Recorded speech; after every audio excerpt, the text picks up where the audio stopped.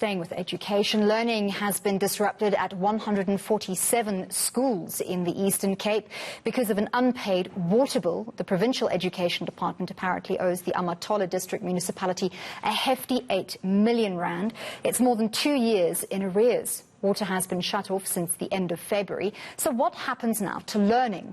Schools can't operate without water as they will be in contravention of COVID-19 regulations. Let's get some clarity and answers from the Provincial Education spokesperson, Vuyisela Mboqela. Thank you very much for your time this afternoon. So the department's water bill is more than 2 years in arrears. Why has this water bill not been paid despite having received letters of demand in early February? Because now children are suffering as a result. Thank you, Annalie. Good afternoon to you and the listeners at home.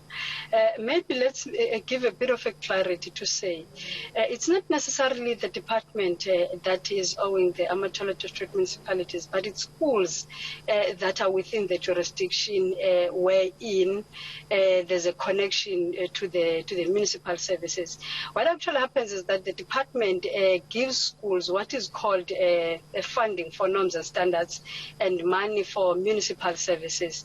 It then gets to be the responsibility of that school then to pay the bills directly to the municipality, because you'll understand that connectivity is done directly to the school.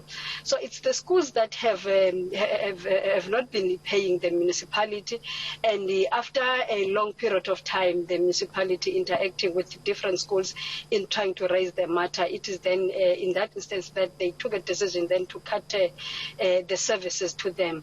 But I must make also this indication that as things stand, there is a discussion that which the MEC has raised within the management to say, if there are schools that are unable to pay an institution of government what it is due to them, what they are receiving services, perhaps it would be better for the provincial department to then be the one that directly pays the municipality, because at the end of the day, as you have already said yourself, that we are in a period of COVID-19 and there are regulations that we must all be able to meet and comply with them.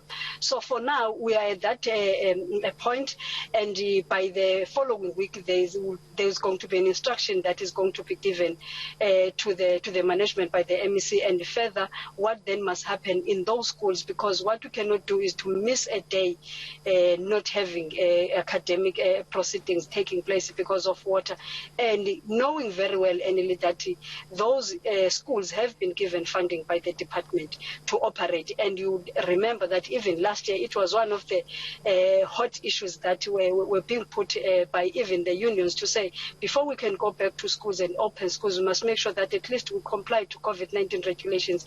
Now, when it becomes the schools themselves that then tremble in those regulations, it then becomes a problem.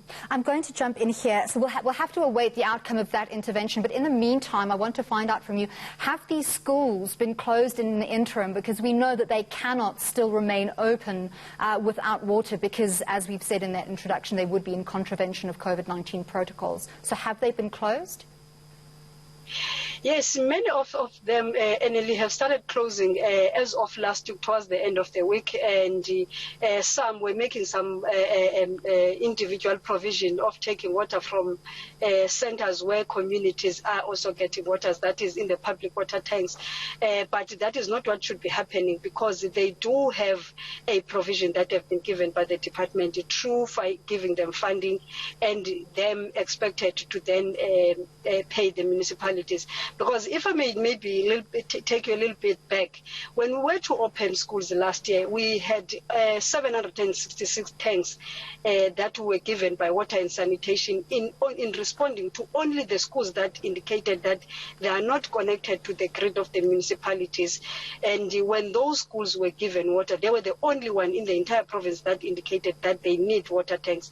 Now, it then becomes a bit of a setback that institutions of government are then deprived of getting monies by schools that which themselves are given money by the department to make services available, and also to make sure that the safety of our teachers is taken as a priority, and also safety of our learners is taken as a priority. I'm going to have to jump in there. I do apologise. Unfortunately, we have run out of time. It is a complex issue that needs further discussion, and we will take that forward. Thank you very much for speaking to us.